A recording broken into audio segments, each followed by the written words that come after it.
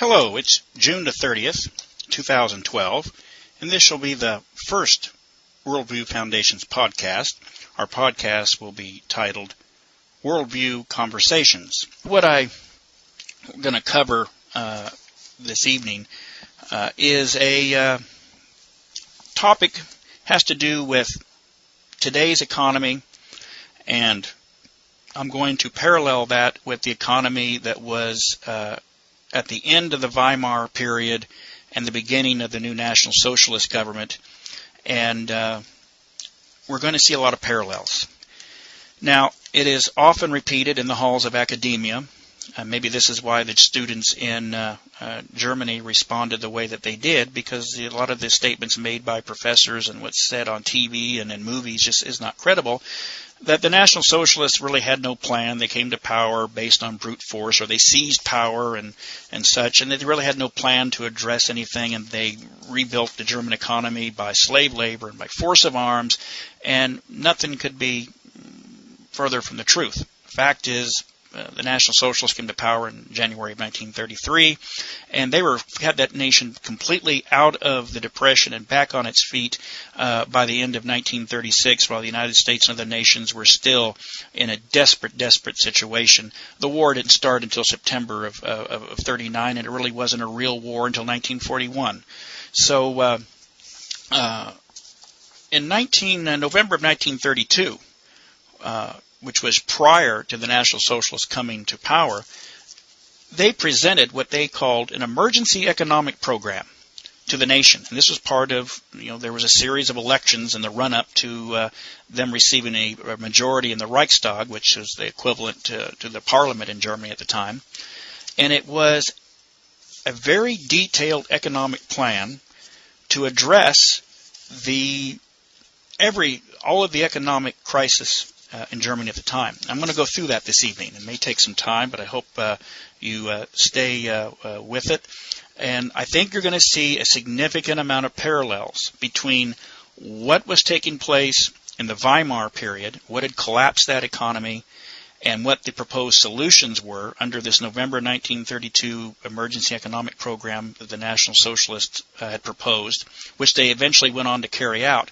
And in this, it's very well done, because they state what the problem is and what the solution is. And you're going to see that they address the issues that hyper-capitalism and Marxism was perpetrating in Germany and what their solution was.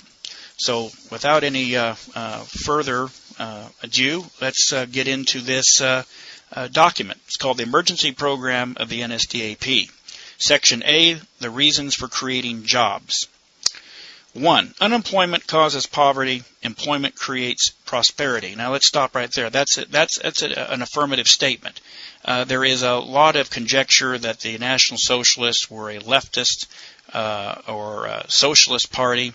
While that tends to have stem from a misunderstanding of the term National Socialist, the fact is, National Socialism is not a socialist party of the left. And it goes further on to say, just as the individual sinks into poverty when he no longer has a job, so he also must whole people sink into poverty when it does not use the productive strength and tolerates political economic system that hinders people's comrades who are willing and able to work to support themselves.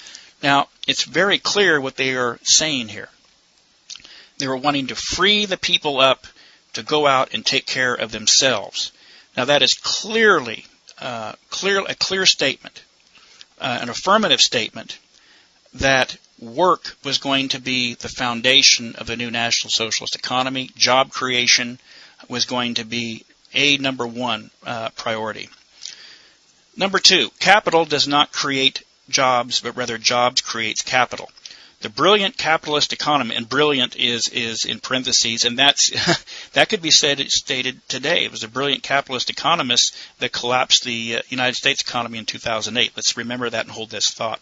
Maintain that we cannot work because we lack the means. That is nonsense. The less we work, the less we must be our means. and the greater the unproductive waste and destruction of our national resources. The more we work, the greater our capital, and therefore the greater the results of our labor. Now let's go back to the title of this section. Capital does not create jobs, but rather jobs create capital. In our current presidential election, we keep hearing Mr. Romney talk about capital, capital, capital. And given who his benefactors are, it shouldn't surprise us. The emphasis of the National Socialist Program is on workers and production, and the emphasis on creating a real economy, not on banks and an artificial economy, which essentially collapsed the international economies back at the time of Weimar, and it did the same thing in 2008. It was this vast international banking system that created an artificial economy where the emphasis was on capital rather than on the real economy, which is on jobs and what's created as a result of production. This is rather a significant portion of this 1932 economic program that is very relevant today, putting the emphasis on jobs rather than capital. And that is something in the current political cycle the United States still has not gotten right. Unemployment benefits burden the economy, but job creation stimulates the economy. Tolerating unemployment means with less labor, less is produced, and therefore less can be consumed. The result is hunger, poverty, and wage cuts. Well, we see that in the United States now. The United States is a nation just like Weimar. We have begun on our website calling the United States Weimar America. We have 50% of the populace not paying any taxes because they don't have money to pay taxes. You have 50% of the populace on some sort of dependency, EBT cards, food stamps, and that parallels with what happened in Weimar, and you have a significant amount of the working class, what we call the working class, that are essentially working poverty. This is exactly parallel between Weimar and the United States today. The fewer who work, the fewer who pay taxes. Well, bingo. We just covered that. The fewer who work or the fewer who pay taxes. We see that in the United States today. To get the same tax revenues, therefore, individuals must have a heavier burden. The result is tax increases. Well, we're seeing that today in the United States. 48.9, or now it's 49.2% of the population pay no taxes, and we're having a big discussion in the United States that we have to raise taxes on the remaining 50% because to pay the benefits. Exact same argument. It was happening in Weimar. It's happening in the United States. The United States is now Weimar America. Decreasing purchasing power and increased taxation forces more firms into bankruptcy. The result is an increase in unemployment. Exactly the same thing that's happening in the United States. How many marquee businesses did we see in 2007 no longer exist today? I can think of 5 right now. That no longer exist resulted in extreme unemployment. Our unemployment, make no mistake about it, is much higher than the reported number because people have simply given up and are finding more creative ways to get income. The number of people on short and long-term disability has gone up, and people have just given up. Contributions to unemployment funds decrease while poverty forces more to depend on it. The result, collapse of the unemployment compensation system despite increases in the contribution and the cutting of benefits. Well, we see that in the United States today. Let's look how many states unemployment funds have run out, and they're relying on the federal government to provide the unemployment benefits. And the unemployment benefits provided by the federal government, those are communist Chinese loans, which is the reason why the federal government had the great debate about cutting off the endless extensions of unemployment benefits. Private industry collapses under the increased burdens. Small firms become bankrupt. Yes, small businesses are going bankrupt on a astronomical scale in the United States. Independent people are ruined. Big capitalist firms, trusts, etc., are rescued by the state. Now, that is a significant statement. In 1932, the National Socialists, in their emergency economic program, says big capitalist firms, trusts, etc., are rescued by the state. What is the big topic of debate in the United States today? Corporate bailouts. Welcome, listeners, to Weimar America. Billions go for rescuing banks, hundreds of millions for supporting the big industrial concerns. Again, listeners, welcome to Weimar America. In 1932, the National Socialists were opposing bailouts. We're opposing the bailouts and the bank rescues, and here it is. It's happening in the United States today. All of these sacrifices are useless. Unemployment, poverty, and deficits have to get worse. The general situation gets ever more hopeless as long as there is not a complete change. Emphasis on complete change. Only a systemic program of job creation can bring that change. Well, there is no such discussion of such a systemic change in the United States today. There was in Germany in 1932, and they did it and experienced astronomical success. If the public means are no longer wasted, but are rather used to create jobs, our labor will no longer be wasted, but rather used productively, which will result in improvements everywhere. An increase in production, increased purchasing power, reduction in taxes, results in a general improvement of the economy. Hello? Sound familiar? Today we are wasting our resources, but this policy will lead to the formation of new capital. National Socialism will ensure that this new capital belongs exclusively to those who have created it through their own labor and sacrifice. Now, that's a significant statement.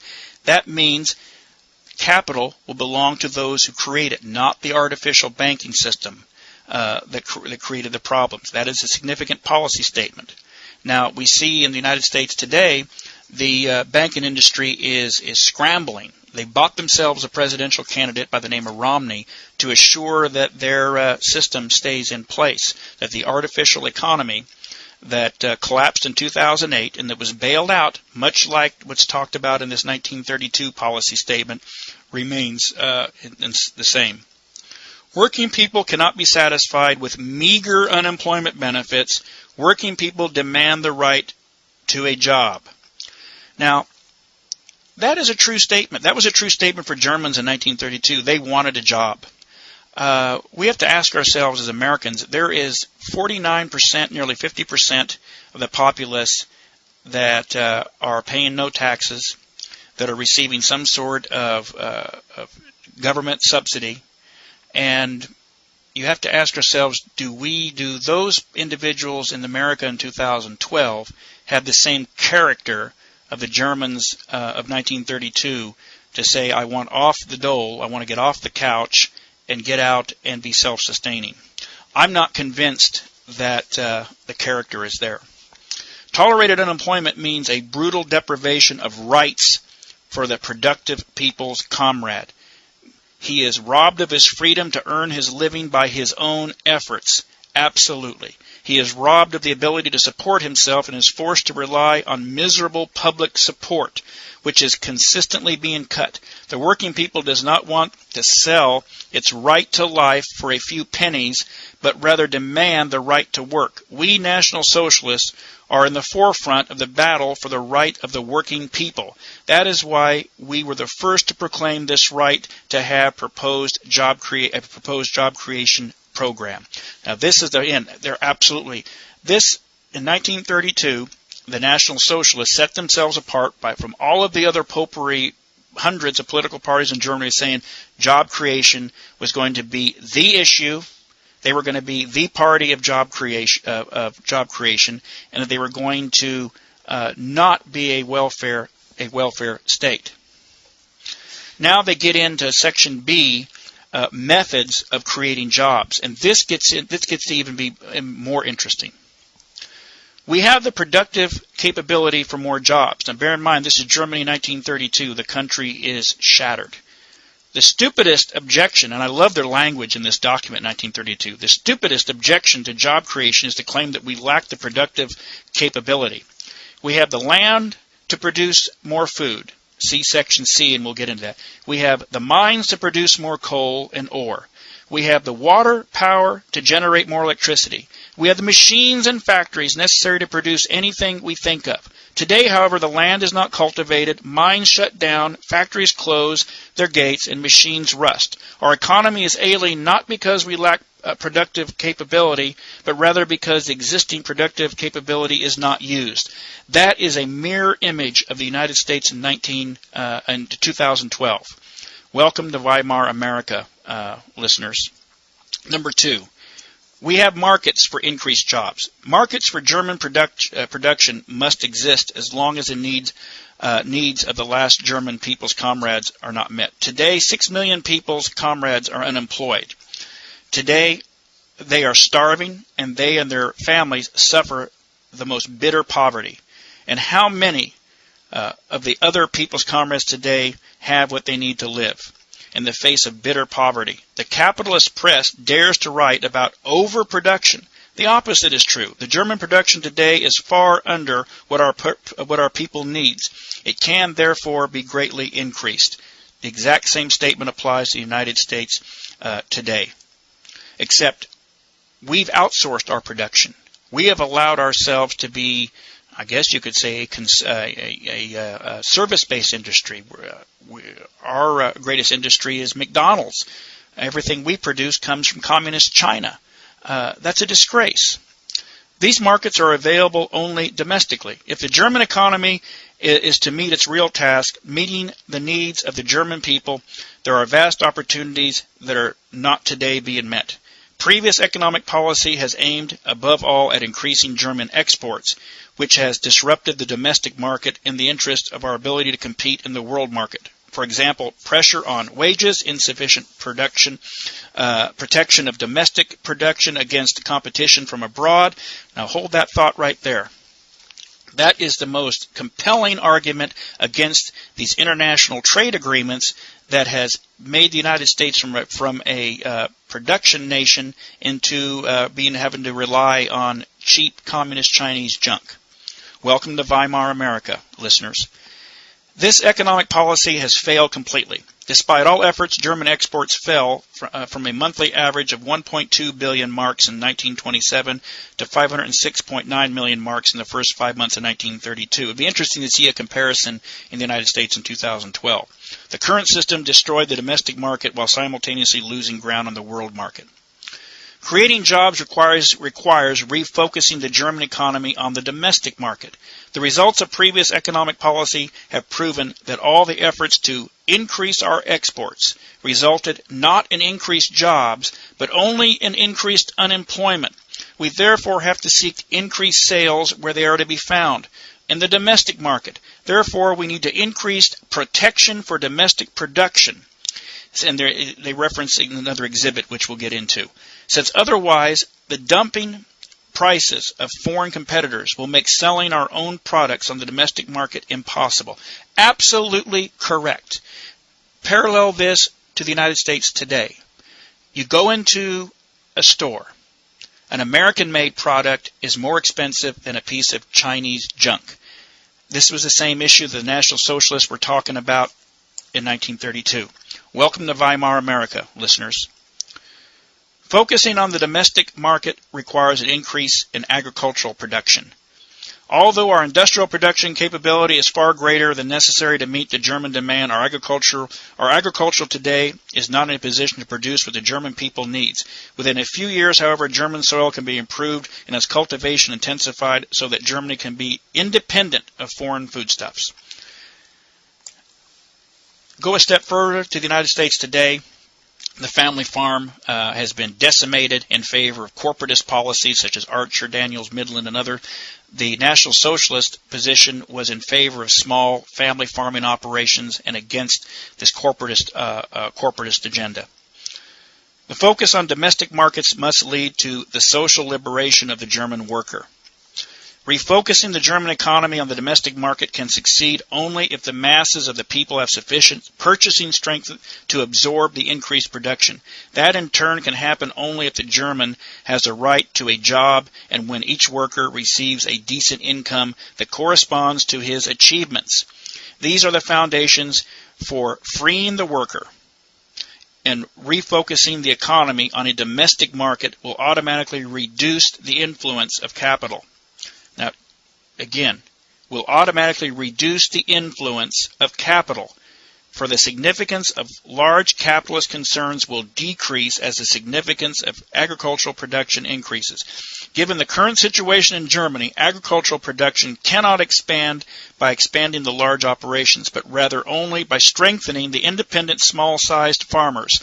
There is their commitment to small-sized family farming operations as opposed to what we would have today, the Archer Daniels Midland and these corporate conglomerations that do nothing but drive up food prices.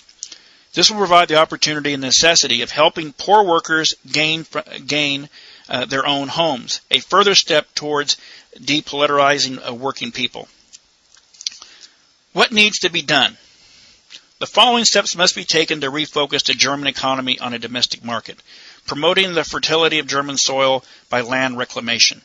Building developments with single-family homes. They get into an aggressive agenda of completely retooling the social and economic foundations of Germany, getting away from a hyper-capitalist banking artificial economic system. They get in and they talk about land reclamation and bringing more land into agricultural production. Worker housing, a commitment to more housing. This is all well known. They get into, they even address the fact, well, we have too many houses today. The false impression results from general economic crisis. In fact, we have far too few satisfactory dwellings. They actually were calling for a program of additional safe and sanitary homes for workers. Finances. This gets to they go into a detailed policy of finances. Financing public job creation. As new jobs are created, unemployment and welfare payments will decline, and tax revenues and Social Security contributions will increase. These savings and increases will cover at least 50% of the total cost. On average, 75% of the cost will be for wages, 25% for plant and material costs, as much as material costs. Savings for the unemployed, office and town payments for unemployment support of 33% of wages and 25% for total cost. Increased revenues for Social Security, 16% of wages and 12% for total costs. Increased taxes, 15% of total costs.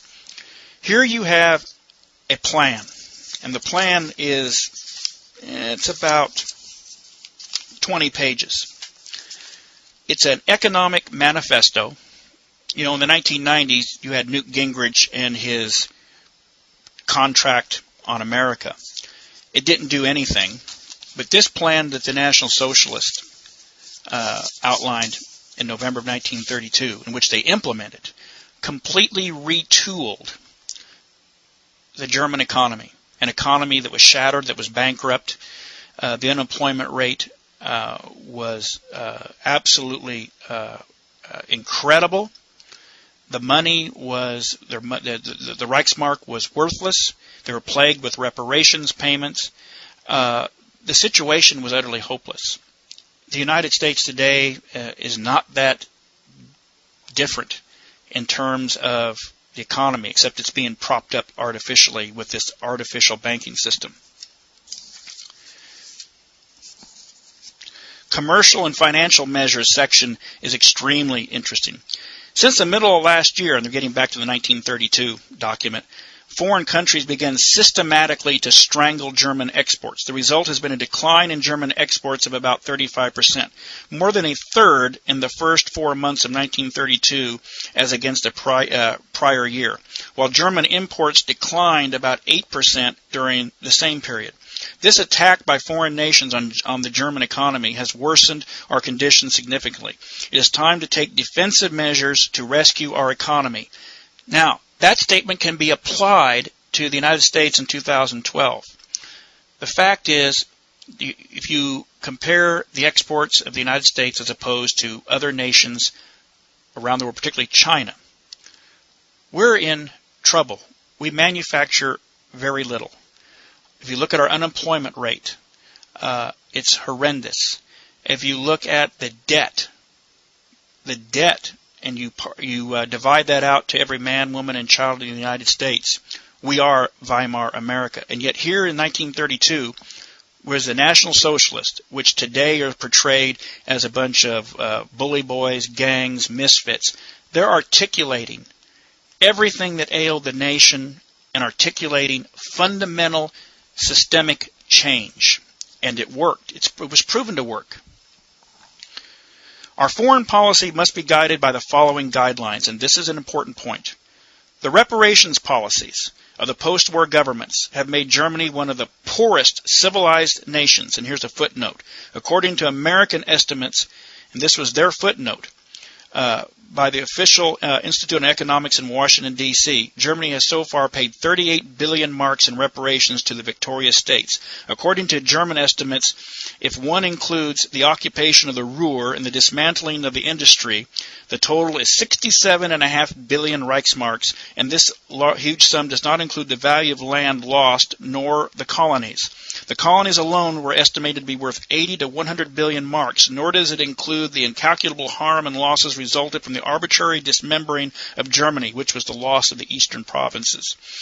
Furthermore, we pay reparations. Germany took a private foreign debt of 10.3 billion marks, which it must also repay on top of reparations. It would be irresponsible to accept a negative balance of payments with foreign countries in the future. The German people does not exist in order to accept the surplus production of other peoples. Absolutely correct. The United States, with regard to debt, that statement is parallel to the United States and the Weimar situation in 1932. It is absolutely parallel. Welcome to Weimar America. We should strive to produce what we are capable of producing. The German people is forced to do this. National Socialism demands the needs of German workers no longer be supplied by Soviet slaves, Chinese coolies, and Negroes. National Socialism is determined to eliminate the barriers between the cultural level of German workers and German farmers. Therefore, import restrictions must be implemented when the result will be work for the German worker or the German farmer. National Socialism opposes the liberal world economy as well as the Marxist world economy. Instead, it demands that each people's comrade be protected from foreign competition. That is a statement, and that is a policy that should be applied in the United States today. Cheap labor, cheap foreign labor, illegal immigration has displaced the American worker. That is what the National Socialists were saying was happening to the German worker in 1932. Welcome to Weimar America, listeners. Before the war, Germany is one of the great powers. Today it is a second-class country. Its raw materials come primarily from abroad. The transportation routes to which can be instantly severed for Germany is not in a position to maintain and protect the routes to these sources of raw materials. Therefore, a guideline of National Socialist policy is to cover the German people's needs by its own production as far as it's possible, securing the amount of excess of domestic production from friendly European states, particularly if they are willing to accept industrial products from Germany as payment. There is the first discussion of the barter system, which proved to be invaluable and immensely successful, and which I believe led primarily to the warmongering by Britain and Churchill precisely. And Churchill admitted this years later. One of the primary reasons for war was the new German economic policy, and we'll get into that in a later podcast. But the bartering system that is outlined here, and this is when it was really first discussed and put in writing as a policy statement, proved to be immensely successful. And in fact, it's proved to be immensely successful for none other than Venezuela today. Carrying out these measures will be the task of the Office of Foreign Economic Relations, Foreign Trade Office, and Foreign Currency Office. They even went so far as to propose how they were going to implement their policies, and then they go into a policy debate within their own document about what the primary objection was from their foes and what their response was. Here's the objection. The decline of German exports is simply the result of world economic crisis. Here's their response. And this, you hear this about the United States today with regard to the world economy. If this were the case, exports of other countries would also have declined by 35% in the first 4 months of 1932. English exports, however, declined only 8%. Now, there is an interesting statistic. In 1932, the world was in the midst of a worldwide depression. German exports had declined 35%, while England's had only declined 8%. That is something to take note of. Objection 2, reducing imports will reduce German exports and thus would result in increased unemployment. Here's the National Socialist response. German exports will not be reduced by a decrease in German imports, since we will primarily reduce imports from those countries from which we are importing more than we exported, those which we had a negative balance of payments. According to the official Reich Statistical Office, Germany had a negative balance of payments of about 270 million Reichsmarks within countries outside Europe during the first quarter of 1932. This has to do with this whole argument of free trade versus unilateral trade, and the National Socialists proved that unilateral trade, coupled with this bartering system, was immensely successful. But who does it affect, and who does it harm? The Judeo money broker middleman. And they were powerful. And when this monetary policy, when this trade policy was implemented, they began their backdoor intrigue to put the world on course for the Second World War. Protecting domestic production will lead to a general increase in prices. Response: that will not happen since the extent of German production increases, welfare payments will decline, public expenses will therefore be lower, and distributed to a larger range of productive activity. There will be therefore no new burdens on the economy, but a lesser burden. They were absolutely correct. They were absolutely correct, and history proved them correct. The economy grew leaps and bounds, and even faster than they actually anticipated. Foreign currency supplies. The bourgeois, liberal, and Marxist governments of the post-war period have burdened the German people with foreign debts that are currently about 22 billion marks. These private debts were loaded on the German people to cover a part of the 10.3 billion of the outrageous reparations payments, in part also 6.3 billion to pay for imports of colonial goods and delicacies, not life necessities for German people, and also to pay for foodstuffs that could have been produced domestically. That is the inheritance that the bourgeois, liberal, and Marxist governments have left us, $22 billion in foreign debt. These debts, 1, have to be repaid with interest. In 1931, the German people had to send 1.6 billion marks in interest payments abroad. 2, required not significant borrowing abroad. This forces the German economy to sell at dumping and starvation prices. It is entirely clear that the measures mentioned are not sufficient to meet the annual payments. We will work out a reduction in interest with our foreign creditors, making it equivalent to the rate of interest they charge borrowers in their own countries. There is a very significant policy statement. Germany in 1932 was essentially being charged payday loan rates by the Western nations, United States primarily, their kindreds.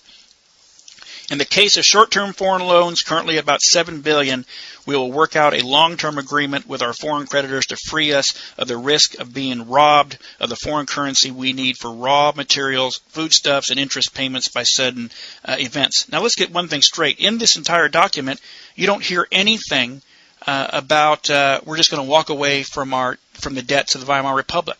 Quite to the contrary. The National Socialists are talking about a common business practice. It's called restructuring your debt. It's actually very good business. They're talking about going to their creditors and saying, hey, you charged us a higher rate than you charged somebody else, and that's not right. If you want your money, we're going to renegotiate these loans. Today, we have such a shortage of foreign currency that on April 30th, 1932, we had less than 10% in reserves of gold and foreign currency to back the marks in circulation. Currency in circulation, 4.128 billion, less than 400 million in gold and convertible currency in reserve. The Reichsbank shows 140 million or 600 million marks, but the Reich Statistical Office does not consider these available since it's a form of short-term loans from abroad from the gold discount bank. Our present situation, lacking any usable reserves of foreign currency and burdened with foreign currency debts of 22 billion marks.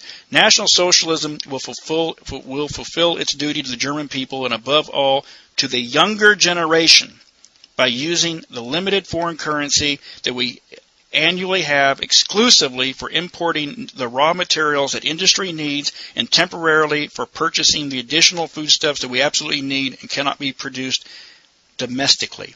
Now, there is a commitment. If you read that statement and read it correctly, National Socialism will fulfill its duty to the German people and above all to the younger generation. That means they were not going to borrow and place additional and unnecessary debt on the future generations of Germans, unlike the swine in Washington, D.C., who continue to run up debt for our great-grandchildren. Furthermore, additional withdrawals from the German economy by foreign capital must be restricted as long as the German people's economy suffers from such catastrophic bloodletting. In the future, foreign currency may be used only in ways that benefit the whole German people. No one may be paid abroad any longer. It is intolerable that people's comrades who are paid by the state use these means in harmful ways to the German economy. There is a policy statement that should be implemented in the United States. You have parasites that use and abuse the American economy for the benefit of foreign interests, and the National Socialists proposed a policy that would mean that the German economy would always favor the German nation.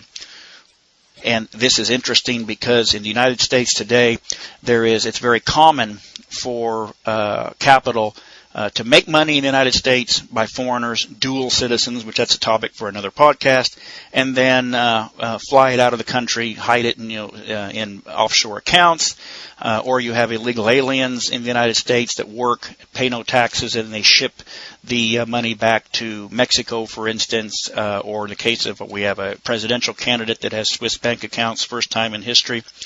But here is what the NSDAP proposed in the 1932 plan. It was called Law Against Capital Flight.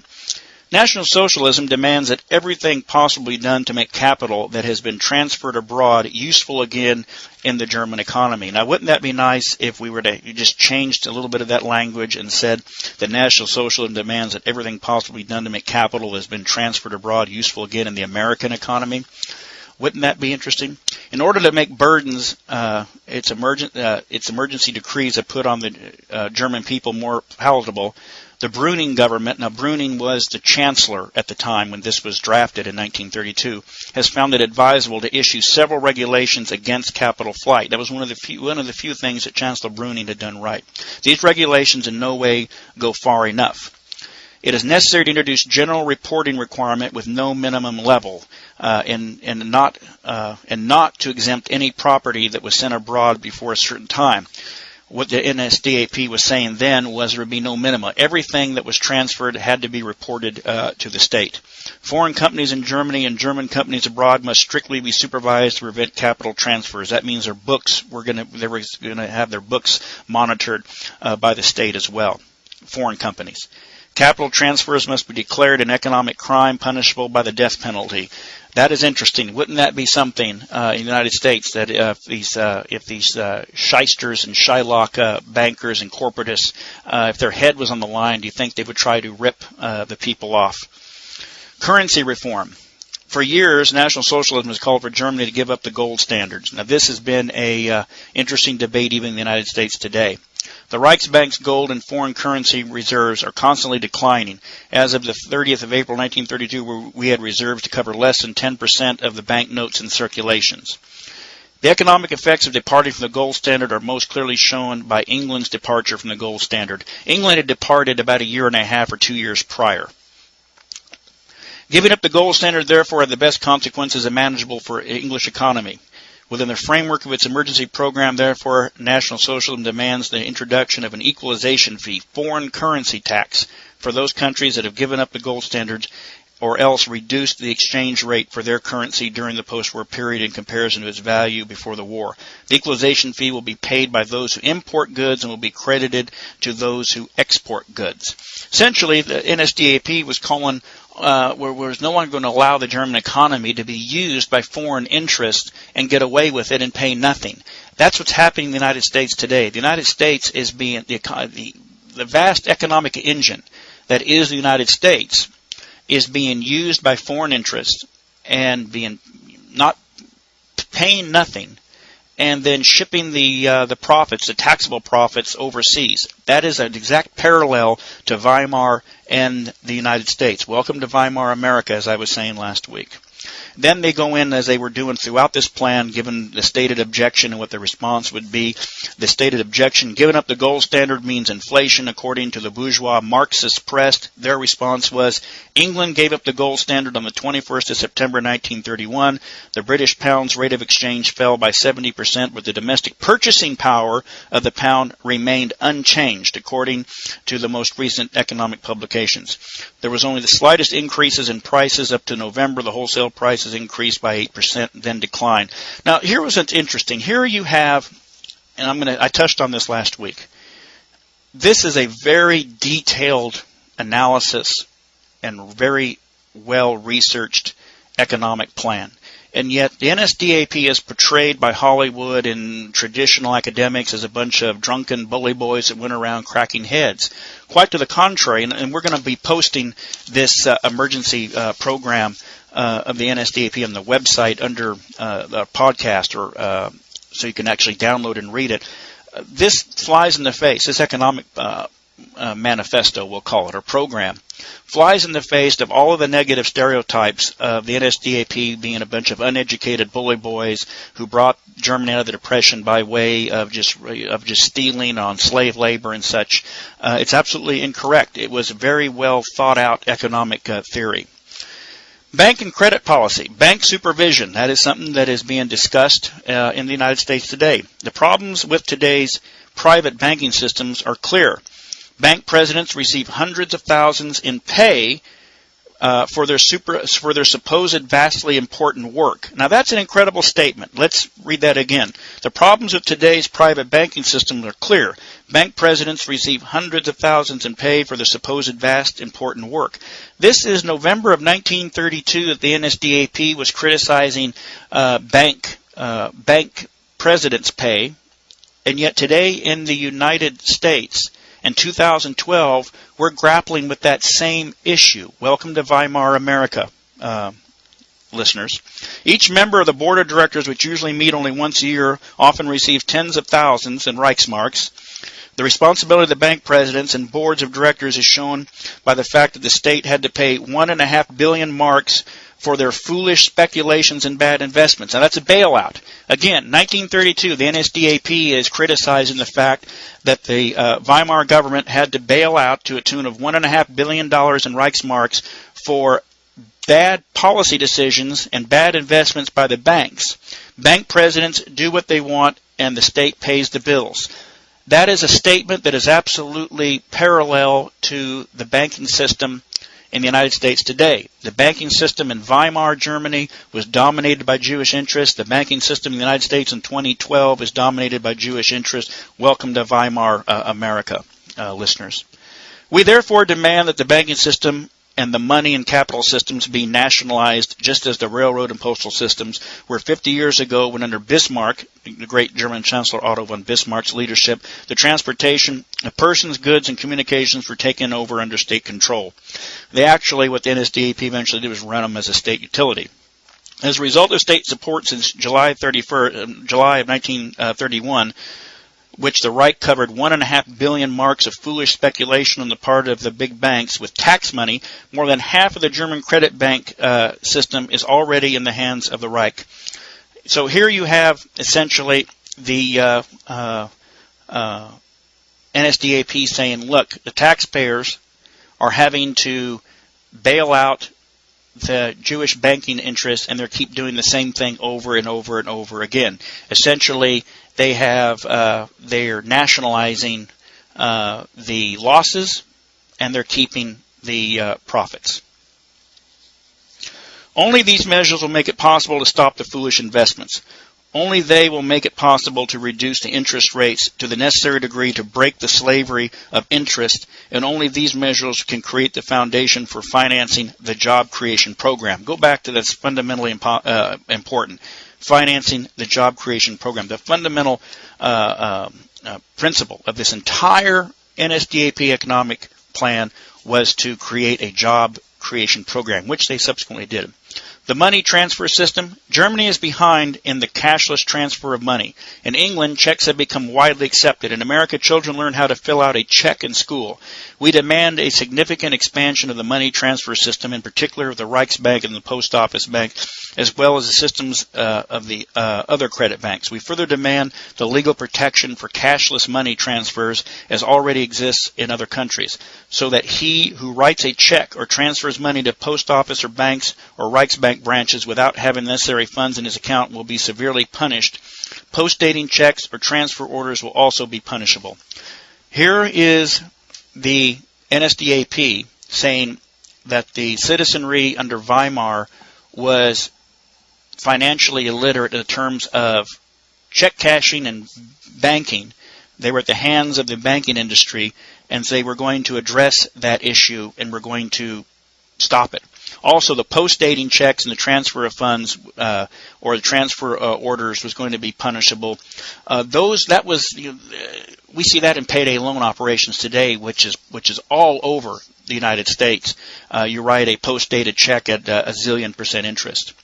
Postal checks will have a convenient size. They're going into a complete retooling of predatory banking under this economic plan. Something that is not even being discussed in the United States on the scale that it should. There's been some discussion about fees and ATM fees and all that. Well, the NSDAP completely retooled the entire system in 1932 and 33.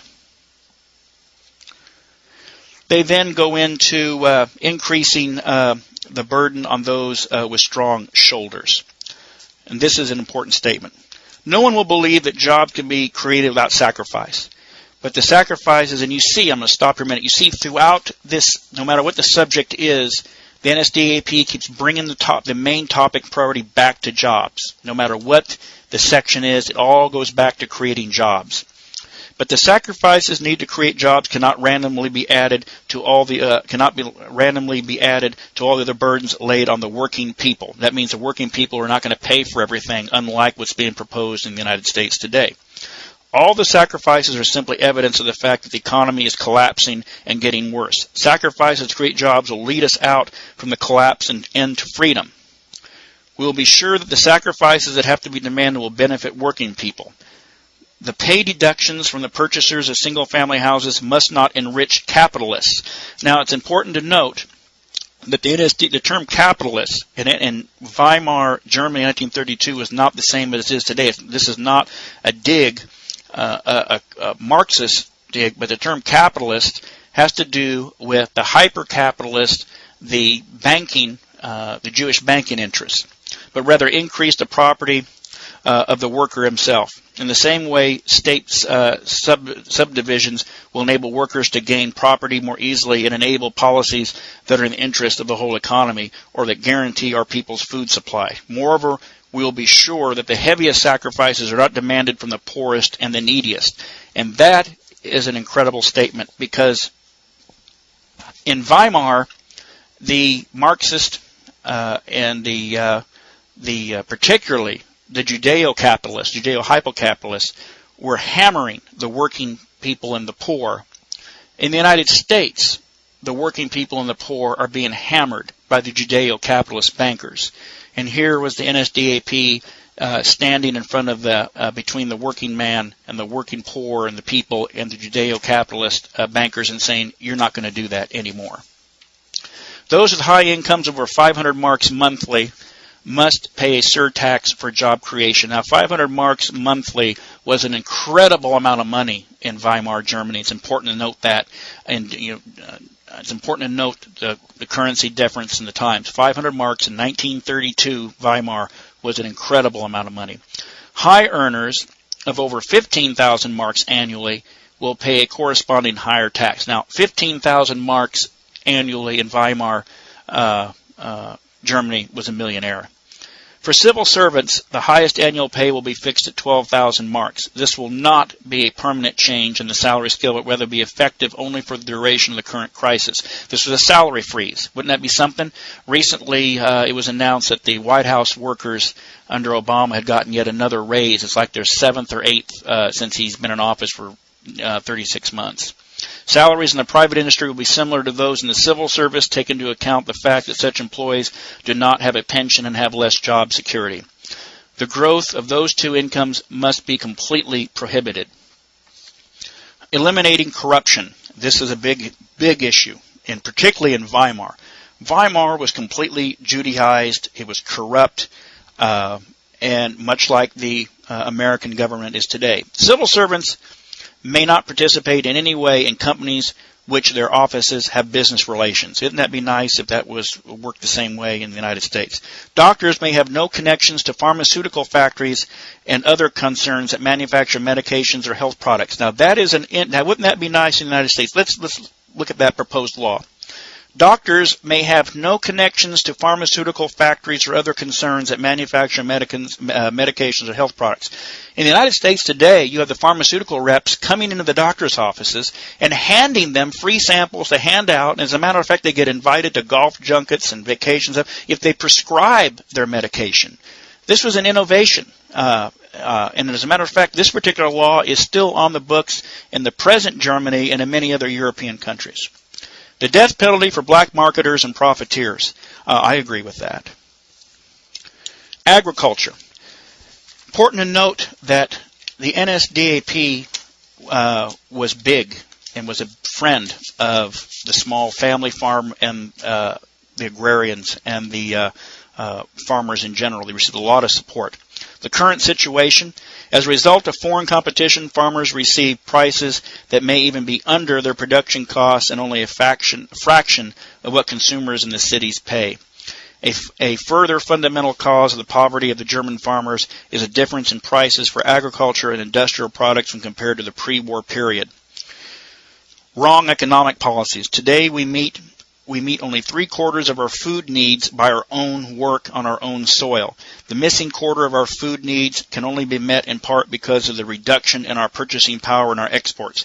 The German people is starving, and starving simply because of the wrong economic policies of the present system. Insufficient protection from foreign products and price pressure. Well, this has to do with this Judeo-hyper-capitalist economic system that the NSDAP was going to break with and implement, and you see it in this 1932 plan. Correct economic policies. Our economic policy must ensure that the German people is fed. It is clear that with the necessary improvements, such as land reclamation, we will be able to meet our full food needs. Full use of German soil would increase the purchasing power of farmers, a third of the total population. A third of the total population is German farm. Create work for more than 1 million unemployed, and additionally, there you go, they're bringing it back to the job creation again, and additionally lead to jobs for about 1 million industrial workers and craftsmen. That's building and creating and building and designing the new farming implements, and craftsmen, thus decreasing unemployment payments and increasing tax revenues. Thus, this would lead to a general improvement in other branches of the economy and corresponding improvements in the German economy as a whole. What measures must be taken, and these are critical? Raising the prices of agricultural products to be reducing imports on agricultural goods. Imports can be reduced from those states that do not take our exports, and correcting the inequality in the prices for agricultural and industrial products without increasing prices in the shops. Eliminating unjust profiteering by the middleman. That was an important one.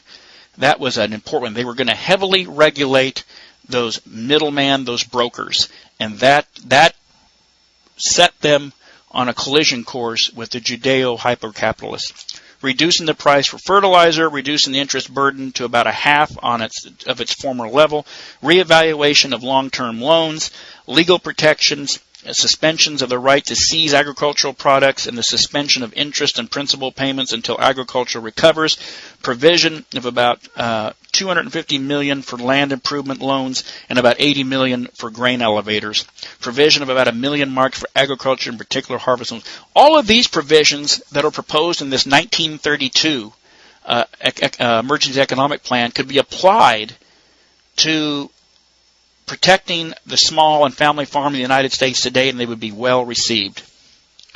Settling the East. For reasons of both population and national need, we require the fastest possible program of settlements in the East. Goal: establish an independent German agriculture in the threatened East.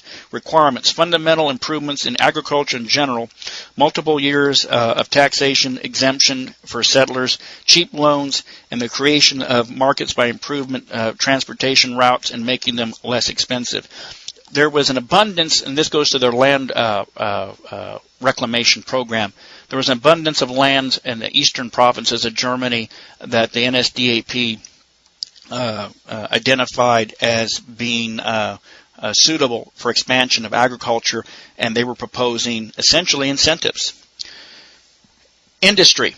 Approval requirements for new production facilities is outlined, and they identify an appendix. Germany's industrial capacity is structured not only at the German domestic market, but also on export opportunities that did not exist during the earlier periods, but today are lost due to the industrialization of many countries, as well as the protection of measures of both the old and new industrial nations. We suffer, therefore, from inflated production capacity and underdeveloped agriculture. We must therefore invest new capital not in industry, but rather in agriculture. Building new industrial production facilities must be subjected to approval. The approval must be granted only if the reasons are presented. And then what they were saying was Germany's industrial level, they were at their peak. They were underserved. They had unmet need was in agriculture because they were starving. They needed more food supply, and that was relatively true. They had vast industrial regions in Silesia and the Ruhr. And in the Rhineland and the Ruhr area. So they were, and then of course in northern Germany and in central Germany, they had vast industrial regions. But in agriculture, the NSDAPs through their policies vastly increased the agricultural capability of Germany. Then they have a section where they talk about craftsman commerce and retail. Two great economic sins of the system, and the theft of German property through inflation and the theft of property through confiscatory taxation in the years following the inflation, have had the worst and most destructive impact on the independent middle class. The goal of the National Socialist economic and social policy is to depolarize the German worker. Even more, a policy for the middle class must hinder this.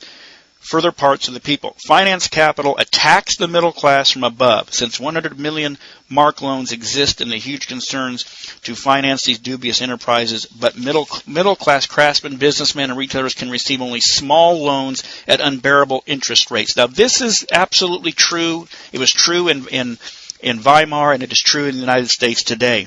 You hear all these stories about banks not lending money, or you have these what they call incubator programs and such. What was true in Weimar in 1932 is true in the United States today. What they're talking about is small business loans. Small business loans, they were rarely enough to cover what was needed, and the interest rates and the terms are so astronomical that they were essentially those old subprime type loans or payday loans, and they strangled the middle class or small German business. They even talk about department stores and consumer societies. Immediate help is necessary. New department stores, low-price shops, and chain stores may not be opened. The reorganization of the entire department store system following the National Socialist Party program is essential. Tax preferences for user groups, consumer societies are to be eliminated. Essentially, no Walmarts. They were not going to allow Walmarts to come in and be everything, the big box, and destroy. They were not going to allow one store to come in and destroy 1,700 other stores. So when you have such a situation as a box store coming in and saying they're going to create 500 new jobs, but it's going to reduce, get rid of, or it's going to end 600 more jobs, the NSDAP got this. They were extremely wise on this. They understood diversity and jobs and the small business and such. They were way ahead of their time. They were at least 50 to 60 years ahead of their times in terms of culture, in terms of social policy and economics. And there's not enough discussion today on the economic discussion. Cooperatives. All cooperatives that support the independent middle class will be protected and encouraged. Cooperatives that endanger the independent middle class will be combated through taxation and other means. That means cooperatives that are good will have incentives. Cooperatives that are bad, it says it's absolutely clear. Publicly owned concerns. Publicly owned concerns are to be reduced to the absolute minimum necessary. Such concerns will be prohibited immediately from accept private orders unless there is a compelling public interest or some other requirement. That means the state was not going to compete. They aren't going to have state-owned concerns competing with the private concerns, but at the same time the state was going to regulate the private concerns to make sure the hyper-Judeo-capitalist bankers and brokers and such was not grinding the German middle class and the German people into economic oblivion through usury and high prices. The right to employment. This is under a section called social questions. The foundation for solving the social question is the realization of the right to employment, which can only happen through our job creation program. A law on employment will lay down the rights of the worker. Freedom for creative labor will be assured. Freedom for capitalist exploitation will be abolished. Now that is a compelling statement. Freedom for capitalist exploitation will be abolished. That means the hyper-capitalist system that was put in place under Weimar, that was essentially perpetrated through the Judeo-banking system that hammered the middle-class workers in Germany, that had them indebted where their life savings could not even buy an egg or a loaf of bread. That was going to be outlawed by the state. Existing jobs must be reserved for the German people's comrades. If we are to guarantee the right to employment for our people's comrades, we must prevent non-Germans from taking jobs away from them. According to point 7.8 of our party platform, the state is obliged first to provide for its citizens. A citizen must be a people's comrade. Now, isn't that a novel idea for the state to say the jobs in this nation are to go to the citizens of this nation first? In the United States, it's quite the opposite. We are practically giving preference in our jobs to illegal aliens. This is where the National Socialists had it right. They basically said Germany is a people's community for Germans. Non-Germans here are guests, and for the most part, the Germans treated their guests very, very well. Ask Jesse Owens. Jesse Owens came back from the 1936 Olympics and said, one, his country, the United States, sent him to the Olympics, didn't even send him with a pair of shoes. It was a member of the German track team that gave him his pair of track shoes. He could go in the front door of any restaurant in Berlin, and he was treated very well. And contrary to the lies, the leader of the country, Hitler, did shake his hand and congratulate him. He did not get any of that when he came back to his own nation. He did not get an invitation to the White House. He could not go into the front door and eat where he wanted to eat. And so, contrary to all of the lies and distortions and Hollywood propaganda, what you had under the National Socialist system was a people's community for the people. All the others were guests. If there was surplus in jobs and there wasn't any Germans to fill them, a guest could have a job and work in Germany. And there was many prominent guests that lived and worked in Germany up to and throughout the time of the war. And we're going to get into that in future podcasts when we have some readings from a book called Travels in the Reich. Social insurance.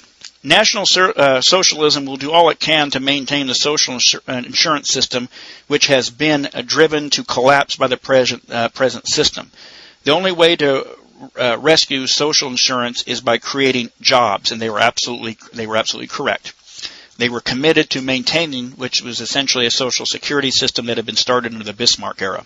Care for the elderly. We will make immediate preparations to carry out point 15 of the party platform. We demand a generous expansion of the support for the aged, which they did.